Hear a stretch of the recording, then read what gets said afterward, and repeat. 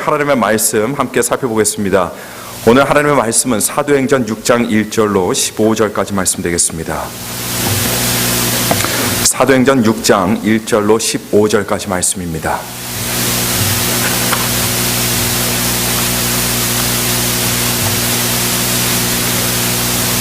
사도행전 6장 1절로 15절까지 말씀, 신약성경 195면, 196면을 여러분께서 찾아주시면 감사하겠습니다. 사도행전 6장 1절로 15절까지 말씀입니다. 사도행전 6장 1절로 15절까지 말씀 다 찾으신 줄 믿고 제가 여러분들을 위해서 봉독해 드리겠습니다. 그때의 제자가 더 많아졌는데 헬라파 유대인들이 자기의 과부들이 그 매일 구제에 빠짐으로 히브리파 사람을 원망한데 12사도가 모든 제자를 불러 이르되 우리가 하나님의 말씀을 제쳐놓고 곤괴를 일삼는 것이 마땅치 아니하니 형제들아 너희 가운데서 성령과 지혜가 충만하여 칭찬 듣는 사람 7을 택하라. 우리가 이 일을 저에게 맡기고 우리는 기도하는 것과 말씀 전하는 것을 전무하리라 하니 온 무리가 이 말을 기뻐하여 믿음과 성령이 충만한 사람 스데반과 또 빌립과 브로고로와 니가노르와 디몬과 바메나와 유대교에 입교한 안디옥 사람 니골라를 택하여 사도들 앞에 세우니 사도들이 기도하고 그들에게 안수하니라. 하나님의 말씀이 점점 왕성하여 예루살렘에 있는 제자의 수가 더 심히 많아지고 허다한 제사장의 무리도 이 도에 복종하니라.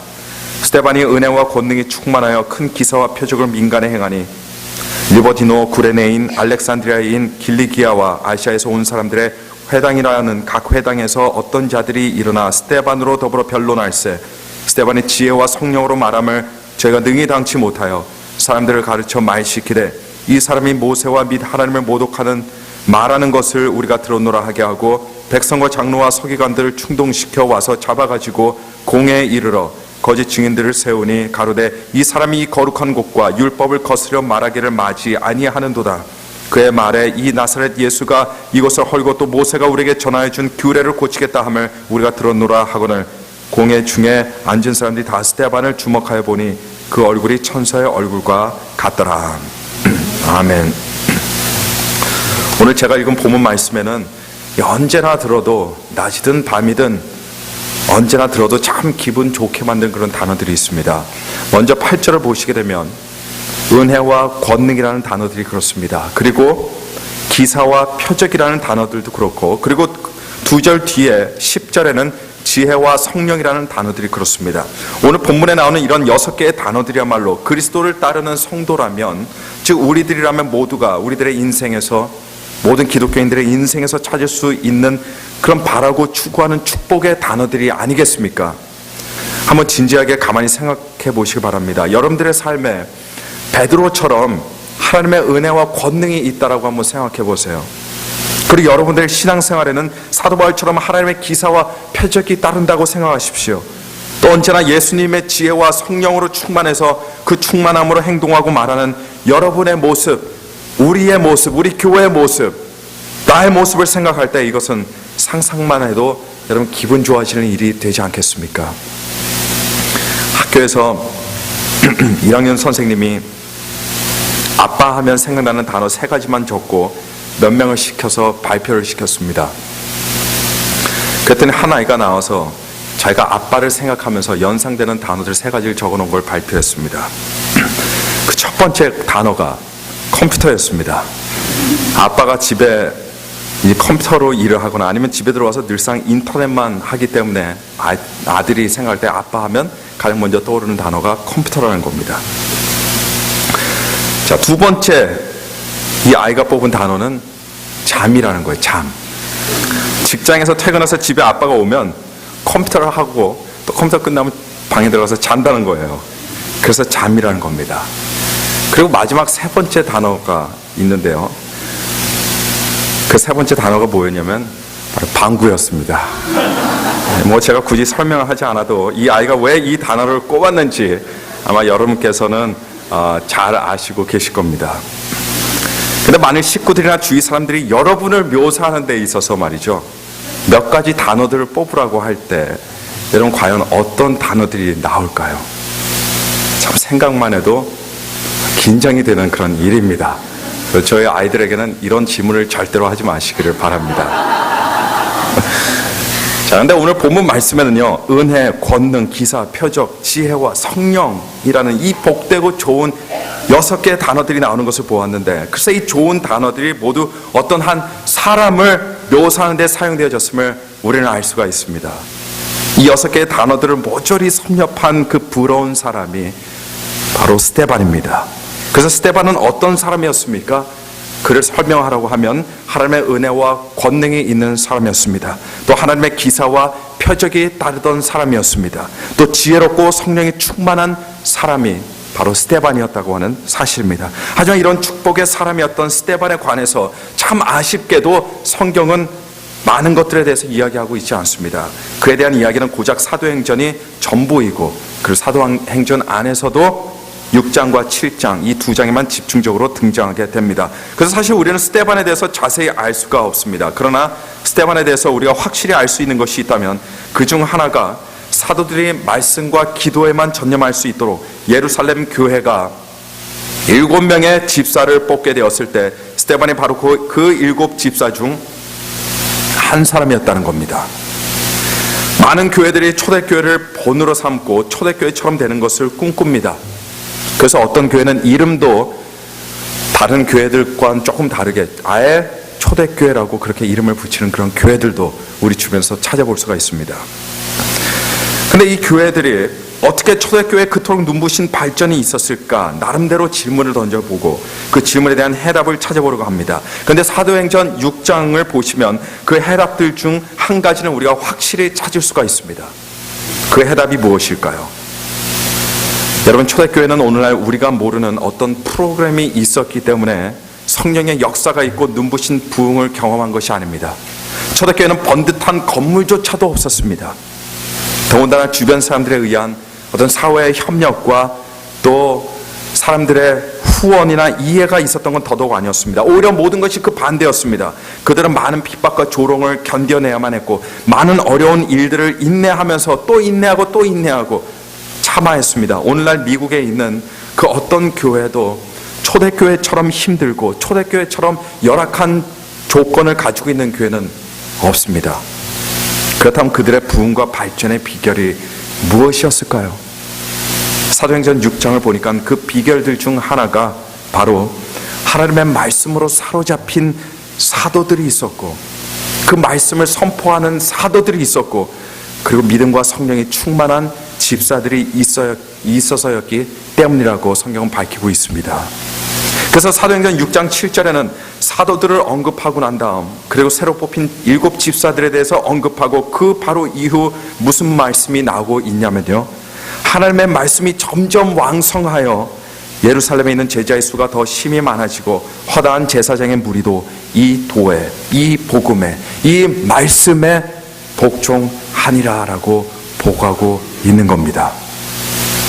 우리는 여기에서 하나님의 공동체인 교회와 사회의 그 어떠한 집단을 비교해 볼 때 분명하게 드러나는 사실, 분명하게 배울 수 있는 사실 한 가지가 있습니다. 다른 사회 여타 집단들은 몰라도요, 다른 공동체들은 몰라도, 다른 회사들은 몰라도 예수님의 몸된 교회는 절대로 한 사람으로 세워질 수 없다고 하는 사실입니다. 이런 의미에서 교회는 한 사람의 정말 뛰어나고 대단한 사람이 필요한 것이 아닙니다. 스데반 또한 초대교회에 있던 믿음과 성령이 충만했던 유일무이한 사람이요, 혼자 튀는 사람이 결코 아니었습니다. 그도 다른 7집사들 중 한 사람이었을 뿐입니다. 초대교회 때도 그랬지만 오늘날 우리 시대도 마찬가지입니다. 우리가 정말로 필요한 사람은 영웅이 아닙니다. 왜냐하면 우리에게는 이미 영웅이 있기 때문이에요. 그 영웅은 바로 예수 그리스도이심을 믿으시길 바랍니다. 두 번째 영웅은 필요 없습니다.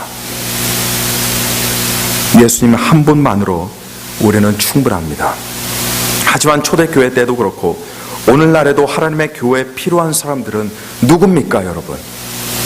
그 영웅이신 예수 그리스도를 믿음과 소망으로 용감하게 쫓아갈 수 있는 사람들이 필요한 겁니다.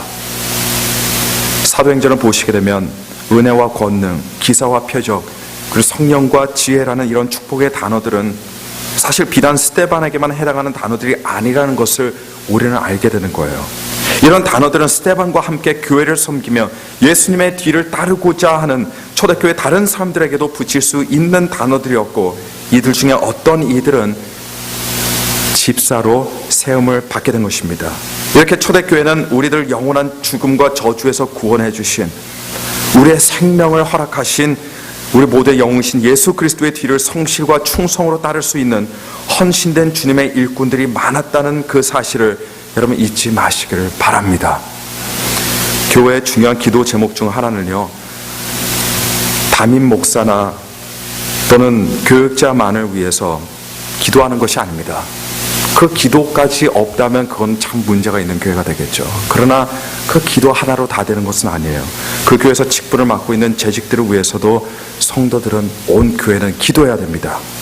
초대교회 7 집사들처럼 그들에게도 은혜와 권능이 있고, 그들에게도 하나님의 기사와 표적이 따르고, 그들도 지혜가 있고 성령이 충만한 겸손한 하나님의 일꾼들이 될 수 있도록 기도해야 할 줄로 믿습니다. 우리가 먼저 바꿔야 할 것이 있다면 그건 바로 우리의 기도가 아닐까 저는 생각해 봅니다. 또 앞으로도 그런 초대교회 7 집사들이 7명에 머무르는 것이 아니라 우리 교회 70명 또는 700명으로 끊이지 않고 그런 훌륭한 집사들이 성도들 사이에서 나올 수 있도록 우리는 항상 노력하고 기도해야 할 줄로 믿습니다. 오늘 본문 말씀은 초대교회에서 처음으로, 여러분 두 번째도 아니고 세 번째가 아니에요, 처음으로 7 집사들을 세우는 모습을 담고 있습니다. 과연 초대교회는 왜 그들이 필요했는지, 그리고 과연 어떤 사람들이 집사로 뽑혔는지에 대해서도 잘 알려주고 있는데요, 이 본문은 모든 교회들에게 참 중요한 지침이 되는 말씀이 될 겁니다. 그래서 우리는 그러한 배경들을 함께 살펴보도록 하겠습니다. 우선 초대교회에서 왜 집사 직분이 필요해서 7 집사들을 뽑게 되었는지 보겠습니다. 여러분, 왜 초대교회에 집사 직분이 필요했을까요? 초대교회는 예배만 드리지 않았습니다. 그들이 기도만 하는 그런 공동체가 아니었습니다. 만일 그랬다면요, 초대교회는 7 집사들이 필요가 없었습니다. 하지만 초대교회는 부지런히 선교의 일을 하면서 봉사와 구제 일을 감당했습니다. 그러다 보니 이런 일 때문에 초대교회 때에는 일이 점차 많아지게 되었습니다. 근데 이에 비해 일손은 턱없이 부족하게 된 거예요. 일은 많은데 일손이 없을 때 일은 많습니다. 근데 일이 되지 않을 때 여러분 어떤 현상이 일어납니까? 사람들이 불편해하기 시작합니다. 그러다 보면 사람들 사이에 불평과 원망이 생겨나는 것은 불보듯 뻔한 일이 되는 겁니다. 오늘 본문 말씀 6장 1절에 보니까요, 헬라파 유대인들과 히브리파 사람들이 등장을 하게 됩니다. 헬라파 유대인들이 누구냐면 한마디로 헬라어를 사용하는 그런 유대인들을 말하고 있습니다. 이들을 일으켜서 헬라파 유대인이라고 말하는 거예요. 이들은 비록 유대인들이었지만 디아스포라가 되어서 헬라어를 사용하는 지역에서 오랫동안 살다가 예루살렘으로 이주해온 그런 사람들입니다. 그냥 오늘날 이 미국 사회에서 본다면 우리의 그 2세들처럼 한국 사람이지만 영어를 사용하는 사람들이라고 할 수 있겠습니다. 이런 사람들이 다시 한국으로 가서 살고 있는 거예요. 반면에 헬라파 유대인들 말고도 히브리파 사람들도 있었는데 이들은 본래 예루살렘에서 오랫동안 살고 있었던 그들의 언어인 아람어를 사용하던 유대인들이었습니다. 근데 교회에서 일손이 턱없이 부족하니까 구제 사역이 제대로 이루어지지 않는 거예요. 그러다 보니까 구제를 받는 사람들이 있는가 하면 똑같은 조건인데도 불구하고 그 봉사와 구제를 못 받는 사람들도 있었다고 하는 겁니다. 이러니 자연히 구제를 못 받던 헬라파 유대인들이 원망을 하기 시작한 겁니다. 교회에서 일손이 부족하면 뭐가 안 되게 되어 있습니까? 일이 안 되게 되어 있습니다. 그리고 교회에서 일꾼들이 없으면 원망과 불평이 나오게 되어 있습니다. 여러분, 초대교회 사도들이 어떤 사람들입니까? 누구나가 우러러보는 사람들 아니었습니까? 누구나가 존경하는 교회 리더들입니다. 이들을 통해서 하나님의 능력의 말씀이 선포되어집니다. 이들을 통해서 사람들이 말씀을 배우고 초대교회 성도들에게 인생에 나아갈 길과 방향을 제시해 주던 그런 사람들이었습니다. 이들은 예수님과 직접 3년 반이라는 시간 동안 가르침을 친히 받았던 사람들이었고 예수님의 죽음과 부활과 승천 또한 직접 목격했던 그런 사람들이었습니다. 하지만 이런 사도들이 여러 명이 있었음에도 불구하고 교회에 일하는 일꾼들이 없으니까 어떻게 됩니까? 교회의 중요한 사역들이 제대로 이루어지지 않는다는 겁니다. 아까도 말씀드렸지만 교회는 대단한 사람 한 명 있다고 교회가 온전히 세워지는 거 아닙니다. 교회에 어떤 한 사람이 없다고 교회가 푹싹 망한 것도 절대 아닙니다. 구제 및 다른 교회 일들이 중요하지만 그렇다고 여러분 사도들이 발벗고 그 일을 위해서 나설 수가 없었습니다. 왜냐하면 사도들의 고유의 책임과 일이 있었기 때문입니다. 그들의 일은 말씀을 준비하는 일이었습니다. 그들의 일은 그 말씀을 선포하는 일이었고 그리고 기도하는 일이었습니다. 초대교회가 처음으로 빠진 딜레마가 바로 이런 딜레마였어요. 일이 많은데 일이 안 되니 사도들이라도 나서서 해야 하는데, 그렇게 되면 사도들이 본연의 책임과 역할을 감당하는데 지장이 있을 수밖에 없고, 사도들의 역할에 지장이 생기면 사도들은 지치게 되어 있고, 그리고 기도와 말씀으로 세워져야 하는 교회는 그만큼 큰 타격을 받을 수밖에 없는 겁니다. 그러니 이럴 수도 없고 저럴 수도 없는 상황이 되어버리고 만 거예요. 딜레마에 빠진 겁니다. 그런데 성령께서 사람들의 마음에, 그리고 사도들 마음에 감동을 주시고 지혜를 주심으로 초대교회는 사도들이 본연의 역할에 최선을 다할 수 있도록 함과 동시에 교회의 다른 여타의 일들을 책임감 있게 감당하기 위해서 7 집사들을 뽑게 된 것입니다. 그러므로 여러분, 집사 직분은 어떤 직분입니까? 하나님의 나라 일을 위해서 일하는 일꾼의 직분이며, 목회자가 말씀의 사역에 전념할 수 있도록 목회자를 도와서 교회를 섬기는 직분입니다. 한 교회에서 목회자가 교회의 재반적인 일들을 혼자 하고 있는 모습을 볼 때 그 목회자가 참 성실해 보일 겁니다. 그리고 굉장히 다재다능한 사람처럼 보일 수 있을지는 몰라도, 그러나 그것은 그 교회가 한쪽 날개로 날려고 하는 모습을 보여주는 것과 똑같은 모양입니다. 동시에 초대교회가 당면했던 그 똑같은 딜레마에 빠져있는 교회의 안타까운 모습이라고 우리는 할 수 있겠습니다. 교회에서의 집사 직분은 일하며 교회를 섬기는 그런 거룩한 직분입니다. 집사는 그저 동냥하는 식으로 자선을 베풀듯이 일을 해주는 그런 사람들이 아니에요. 자신의 마음에 맞아야만 일하고, 자신의 방식대로만 일하고, 자신에게 한가한 시간이 날 때만 일하는 사람들이 아닙니다. 집사 직분은 하나님에 대한 믿음과 충성만이 동기가 되어서, 다른 동기는 없습니다. 오직 이 동기 하나만으로, 기쁨으로, 그리고 자발적으로 하나님께 헌신하여 교회의 일들을 자신의 일들보다 더 중요하게 생각하면서 책임을 지는 사람들이 집사 직분을 맡는 사람들이라는 것을 오늘 시간 믿으시길 바랍니다. 두 번째로, 오늘의 본문은 과연 어떤 사람들을 교회에서 집사로 뽑았는지 더불어 함께 기록하고 있습니다. 집사의 자격에 대해서는 디모데전서 3장 8절부터 13절까지 잘 나타나고 있습니다. 여기에 보면요, 어떤 사람이 집사의 자격으로 거론되냐면 단정한 사람이요, 자신의 말에 책임을 지는 사람이며, 술을 즐기지 않는 사람이어야 하고, 깨끗한 양심으로 믿음의 진리인 하나님의 말씀을 확고하게 붙잡고 있는 동시에 자신의 가정을 잘 이끄는 사람들이라고 말하고 있습니다. 또 더 나아가서 사도 바울은 이런 사람들을 시험을 해보고, 그리고 나서 그러고도 책망할 것이 없다면 그때 집사의 직분을 주라고 목회자였던 디모데에게 그렇게 권고하고 있습니다. 또 집사의 자격에 대해서는 이 밖에도 오늘 우리의 본문에도 말씀하고 있습니다. 우리 본문에는 3가지의 조건을 달고 있어요. 우리의 본문 말씀 보니까 그 3가지 조건이 어떤 조건들이냐. 첫 번째로, 성령이 충만한 사람이어야 됩니다. 앞으로 성령이 충만할 사람이 아닙니다. 과거에 성령이 충만했던 사람이 아닙니다. 지금 성령이 충만한 사람입니다. 두 번째는 지혜로운 사람이어야 합니다. 마지막으로는 교회에서 칭찬을 받는 그런 선망의 대상이 되어야 된다라고 이렇게 우리 본문은 밝히고 있습니다. 이렇게 성경에서 밝히고 있는 집사의 자격은 디모데전서와 사도행전에서 볼 수 있듯이 크게 8가지로 나눌 수 있습니다. 하지만 단순히 8가지만 있는 건 또 아니에요. 이 8가지가 의미하는 것들까지 조목조목 생각해 보면 얼마든지 더 많아질 수가 있습니다. 저는 이런 말씀에 입각해서 제가 개인적으로 굉장히 강조하고 있는 그런 집사 직분의 기본적인 기준들이 있습니다. 제가 말씀드리고 또 제가 생각하는 그런 기준이란 성경의 기준들에 더 덧붙이는 기준들이 아니에요. 성경의 기준들이 전제로 하고 있는 것들인 동시에 누구든 알아볼 수 있는 객관적인 기준을 말합니다.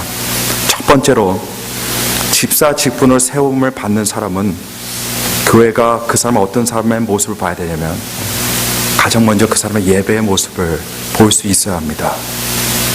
기독교인들에게 있어서 아무리 사역이 중요하고 일이 중요하다 하더라도 우리 기독교인들에게 있어서 가장 중요한 건 뭡니까? 그건 예배입니다. 예배만큼 더 중요한 건 있을 수가 없습니다. 주일 성수를 하지 않거나 예배 시간에 자주 늦거나 또는 예배 모습에 그 예배의 태도에 진지함도 진실함도 없다는 것은 집사 직분을 맡기는 아직 그 사람이 예배뿐만 아니라 신앙생활에 대해서 충분히 심각하거나 중요하게 생각하지 않는다는 것을 보여주는 객관적인 기준이 될 수밖에 없습니다. 일하기는 좋아하는데 예배드리기는 싫어하고 또 예배를 멀리 한다면 그 사람은 일하는 사람 될 수 있지만 집사 직분을 맡을 수는 없습니다.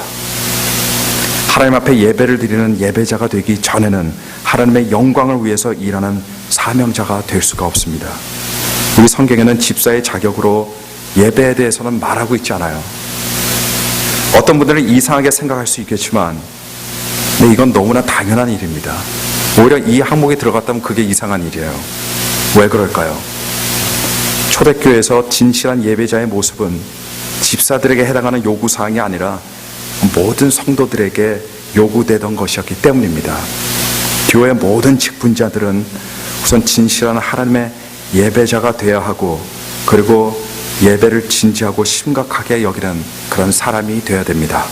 두 번째로 집사 직분을 세움에 있어서 교회는 그 사람이 하나님과 교회 앞에서 물질적인 청직의 모습을 보여주는 그 사람을 집사로 세워야 됩니다. 이 말은 결국 무엇을 말하고 있습니까? 한 사람의 헌금 생활을 말하고 있습니다. 필립 구에달라라는 작가가, 이 사람은 작가입니다. 웰링턴 제독의 전기를 기록하면서 유난히 웰링턴 제독 생전에 어떤 부분을 중요하게 봤냐면요, 돈 쓰임새에 대해서 관심을 갖고 거기에 대해서 면밀히 조사를 했습니다.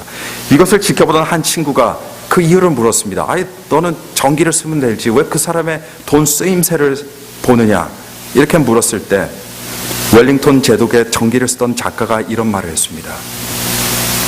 돈을 어떻게 쓰는가를 봐야 그 사람을 알 수 있기 때문이다 라고 말입니다. 그렇습니다. 한 사람의 돈을 버는 모습과 돈을 쓰는 모습은 사실 그 사람에 대해서 굉장히 많은 것을 가르쳐주고 있습니다. 교회 목회자이든 직분자이든 그 누구이든 자신의 돈을 어떻게 관리하고 사용하냐 또 어떻게 버냐에 따라 그 사람의 인생에 하나님의 위치가 어디에 있는지 그대로 보여주고 있을 뿐 아니라 하나님 앞에서의 순종의 모습 또한 보여주고 있습니다. 자신이 가지고 있는 재물과 물질부터 일단 자신의 것이라고 믿고 있는 사람이 있다면 여러분 알고 보면 자신의 인생도 결국은 자기의 것으로 믿는 사람임에 틀림이 없습니다. 또한 마땅히 하나님의 것을 드리지 못하고 하나님께 여러 가지 이유와 핑계를 대면서 인색한 사람, 그 사람을 향해서 우리 하나님께서도 분명히 인색하실 겁니다.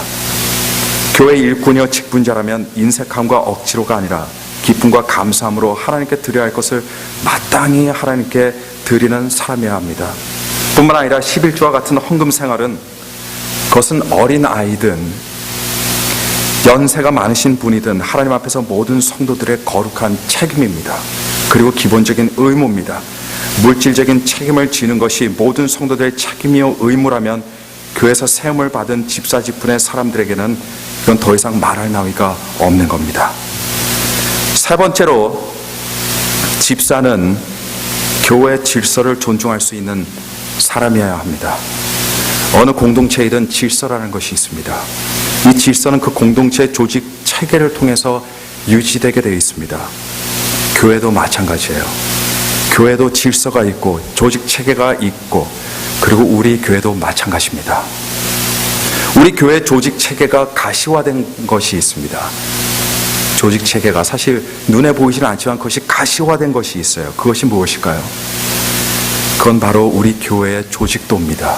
모든 교회 조직도 속에 그 교회 질서와 조직 체계가 가시화되어 있습니다.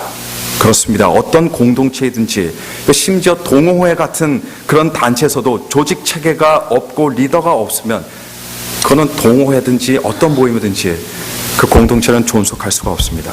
성가대에서 지휘자의 말이 씨알도 먹히지 않는다면 여러분 성가대가 유지가 될 수가 없는 거예요.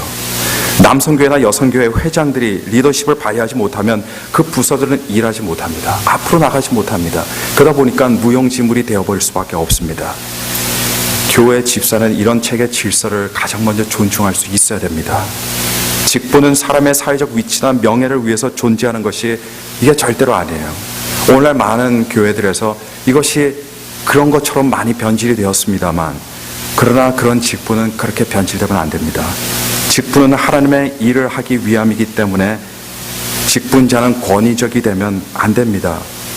오히려 직분자의 모습에는 섬김의 모습이 있어야 됩니다. 그러나 직분에 따라서 하나님께서 주시는 권위는 반드시 있다는 것 또한 잊으면 안 됩니다. 권위적이지는 않지만 그러나 반드시 그 안에 하나님께서 부여해 주신 권위가 있다는 것까지 망각해버리면 그 집단의 앞길은, 미래는 불보듯 뻔합니다. 하나님의 교회들은 권위적인 모습을 배격해야 하지만 그러나 동시에 하나님께서 주신 교회, 또 직분의 권위만은 누구보다도 무엇보다도 인정해야 됩니다. 목회자나 직분자들도 마찬가지입니다. 목회자나 직분자들이 권위적이 되는 순간 이 교회는 내리막길로 내려가게 되어 있습니다. 권위적이 되다 보면 어떻게 됩니까? 대접을 받아야 돼요. 인정을 받아야 됩니다. 권위적이 되다 보면 섬김을 받아야 됩니다. 그리고 영향력을 행사하려고 하기 때문입니다. 그러다 보면 그런 자리들은 어떤 자리가 되는 겁니까? 목회자나 직분자들의 자리가 그런 자리가 되어버리면 그 자리는 그냥 감투의 자리가 되어버리고 마는 겁니다. 교회는 권위적인 것들에서부터 담대하게 탈피할 수 있어야 돼요. 하지만 각 직분에 따라서 하나님께서 주시는 권위는 반드시 인정되어져야 되고 유지되어져야 됩니다. 다윗은 심지어 사울왕 같은 사람에게도 하나님께서 세워주신 권위를 인정하고 그것을 보았습니다. 그렇다면 교회 안에서는 더 이상 말할 나위도 없는 겁니다. 간혹 신방을 가거나 구역 예배를 가게 되면 어딜 가도 이런 현상을 보지만 소파의 자리는 제한되어 있습니다. 많은 사람들이 그냥 바닥에 앉아 있어야 돼요. 그러다 보니까 많은 여성분들이 바닥에 앉게 되는 경우를 보게 됩니다. 근데 제가 구역 예배에 참석하면 우리 성도님들께서 제게 제일 좋은 상석을 이렇게 내어주십니다. 그럴 때마다 사실 젊은 저로서는 개인적으로 굉장히 불편합니다. 정말 불편합니다. 몸이 불편하신 연세 드신 분들도 계신데 제가 제일 좋은 자리를 앉아야 되기 때문에요. 그리고 우리 성도님들이 그 좋은 상석을 앉으라고 부추기시면 제가 죄송한 마음 반과 감사한 마음 반으로 그냥 그 자리에 앉습니다. 왜냐하면 제가 대접받고 싶어서가 아닙니다. 제가 인정받고 싶어서가 아니에요. 그런 것들조차도 그 사람 안에 있는 하나님에 대한 믿음의 행위라고 제가 받아들이고 그렇게 믿기 때문입니다. 그분들이 인간인 저를 보고 상석을 내어주신 것이 아니라 저를 담임 목사로 세워주신 하나님을 공경하고 그 하나님의 권위를 인정하며 담임 목사의 리더십을 인정하기 때문이라고 저는 믿습니다. 그리고 그렇게 인정할 때 하나님께서 그 사람에게 내리는 그 축복, 제가 마다함으로 못 받게 하고 싶은 생각이 없기 때문에 제가 그냥 그 자리에 앉습니다. 제가 만약 담임 목사의 위치에 있던 것이 아니라 일반 성도들 중에 한 명이었다면 그래도 물론 여러분께서는 저를 많이들 사랑해 주셨을 거라고 저는 그렇게 믿습니다. 그러나 그렇다고 구역 예배나 이런 가정 모임에서 제게 상석을 내어주시지 않으셨을 거라고 저는 그렇게 생각합니다. 제가 보기에 가장 큰 문제를 가지고 있는 교회는 어떤 교회냐면요, 문제가 많은 교회가 절대로 아니에요. 혹시 여러분들 가운데 우리 교회 문제가 있다고, 문제가 많다라고 생각하는 분들 너무 큰일 나게 그렇게 생각하실 필요가 없습니다. 왜냐하면 모든 교회들은 어차피 문제들을 가지고 있기 때문입니다. 문제들을 가지고 있지만 노력하고 배우면서 미래를 향해서 나아가면 됩니다. 그런데 미래조차도 암울한 교회들이 있습니다. 문제가 없다 하더라도, 아무 문제가 없어도 미래가 굉장히 암울한 교회들이 있습니다. 정말 힘든 교회들이 있습니다. 그 교회들이 어떤 교회들인 줄 아십니까, 여러분? 두 가지 경우입니다. 첫 번째는 리더가 잘못된 교회예요. 문제가 없는데 리더가 잘못됐다. 그러면 그 공동체에 미래가 없습니다. 명백하게 잘못된 길을 인도하는 리더가 있는 공동체의 미래는 그건 암울할 수밖에 없습니다.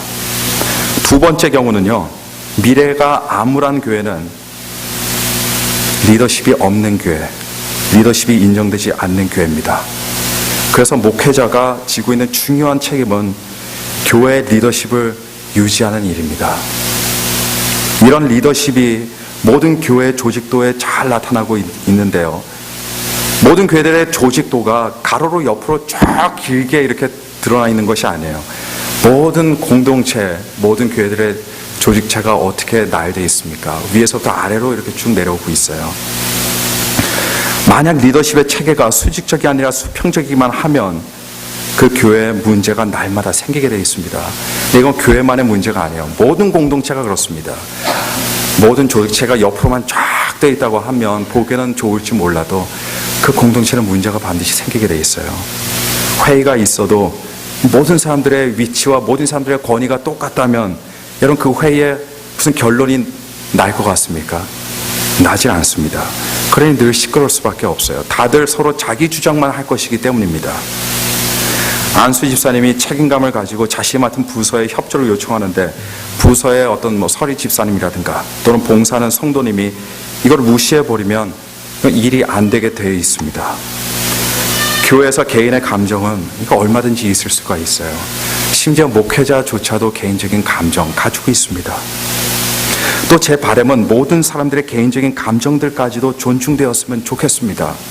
하지만 현실적으로 모든 사람들의 감정에 모든 것들이 맞춰지는 것은 이거는 불가능한 일입니다. 만약에 모든 감정들이 맞춰진다고 한다면 우리는 예수님을 섬기는 공동체가 아니라 사람들을 섬기는 공동체가 될 수밖에 없는 거예요. 건강한 공동체에는 개인적인 감정을 먼저 앞세우는 사람들이 아니라 그 공동체 질서를 먼저 존중하는 사람들이 많은 공동체가 그것이 건강한 공동체가 되는 겁니다. 방법적인 문제, 서로의 생각의 차이 같은 것들도 중요하겠지만 교회 질서에 비하면 이것들은 극히 소소한 것들이 될 수밖에 없습니다. 공동체를 위해서 그리고 대의를 위해서 개인적인 감정을 뒤로 밀어두는 성숙함과 공동체 질서를 존중하는 덕목은 모든 직분자들뿐만 아니라 모든 성도들에게 반드시 지켜져야 되고 가지고 있어야 할 그런 지혜인 줄로 믿습니다. 자신의 의견에 일리가 있다고 해서 교회 방침이라든가 교회 리더십 체계를 무시하는 것은 그 공동체를 약화시키는 결과를 낳게 되는 겁니다. 어느 공동체이든지 누군가가 리더십 체계를 무시해야 하는 경우가 생긴다면 그거는 일리 하나 가지고는 절대로 되지 않습니다. 턱없이 부족합니다. 누가 봐도 명명백백하게 교리적으로나 도덕적으로나 누가 봐도 크게 잘못된 일이 있을 때라든가 아니면 누가 봐도 리더의 리더십에 결정적인 문제가 있을 때뿐입니다. 교회가 가장 경계해야 하는 것들 중에 하나가 교회 리더십 체계가 약화된 것이고 그리고 한 성도 한 성도가 교회 성도로서 이 리더십 체계와 교회 질서가 존중되어지기 위해서 서로 노력해야 될 겁니다. 일은 잘 되고 교회 운영 어떻게 잘 되는데 그 교회 리더십 체계가 없다면 누가 리더인지 누가 책임을 맡고 있는 사람인지 그게 항상 흐지부지하고 그렇다면 그 교회의 미래는 사실 별 볼 일 없게 될 겁니다. 우리에게 교회가 중요하다고 하면 그 교회 안에서의 질서도 중요합니다. 리더십 체계도 분명히 중요하게 될 것입니다. 우리는 오늘 교회 직분에 대해서 함께 살펴봤습니다. 교회 직분자는 완벽한 사람이 될 수는 절대로 없습니다. 그래서 완벽한 것을 여러분 아예 기대하거나 너무 바라지는 마십시오. 그러나 교회 직분자들은 부족함이 많더라도 그 동기가 믿음과 충성이 되어서 성경이 제시하는 높은 기준을 가지고 그 기준을 따라가기 위해서 기도하고 노력하는 사람이 되어야 됩니다. 또한 성도라면 누구나가 사도행전의 7 집사들처럼 되는 꿈을 당연히 가지고 있어야 된다고 저는 믿습니다. 나는 집사가 아니야. 그럼 난 앞으로도 집사 될 거 아니야. 그럼 나는 괜찮아.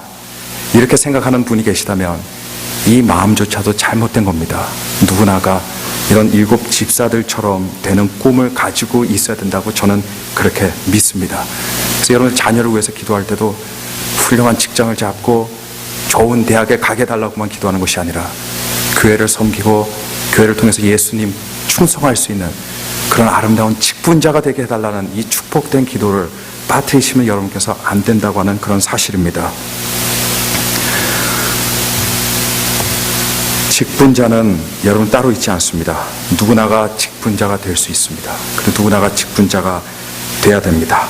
그리고 그 높은 기준으로 교회를 섬기며 설령 직분을 맡지 않는다 하더라도 그러나 그 높은 기준을 가지고 그리고 교회를 섬기고 하나님을 따르고 예수 그리스도의 십자가를 매일 때 그 교회는 반드시 초대교회처럼 되게 될 줄로 믿습니다.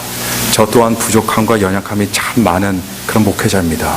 일평생 살아도 일평생 목회를 해도 여전히 부족함은 있을 겁니다. 그렇기 때문에 저도 직분자들에게 우리 집사님들이나 성도님들에게 완벽함을 기대하지 않습니다. 그러나 제가 기대하는 것은 하나님 말씀에 대한 심각성으로 그 기준들을 심각하게 생각하고 그 기준을 향해서 뛰어가는 분들, 그리고 모든 일에 온유와 겸손함으로 분쟁 없이 분란 없이 함께 이 교회 질서를 지키면서 일할 수 있는 사람들 될 수 있도록 저는 그렇게 기도합니다. 여러분, 바깥에서 클리브랜드 중앙침례교회 하면 먼저 사실 생각나야 되는 것이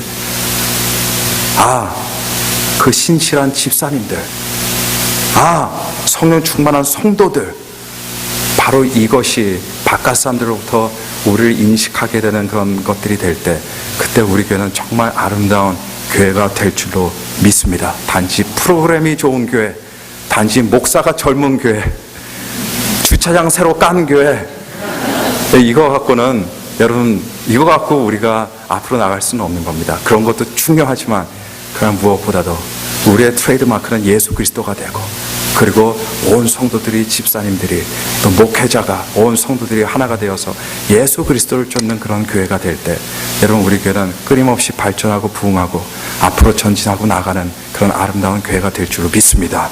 다 함께 우리 들으신 말씀 생각하면서 기도하겠는데요. 우리 기도하실 때 하나님 아버지 이 교회를 사랑하여 주시니 감사합니다. 우리 모든 성도들이 우리 주님께 충성할 수 있도록 주여 도와주시고 책임감과 거룩한 의무감으로 주님을 섬길 때 우리 마음에 기쁨이 넘치게 하옵소서. 특별히 모든 직분자들 위해서 여러분께서 기도해 주시고 또 미래에도 이런 직분자들이 끊임없이 계속해서 세워질 수 있도록 여러분 우리 다 함께 통성으로 우리 교회를 사랑하는 마음으로 함께 기도하도록 하겠습니다. 다 함께 기도하시겠습니다.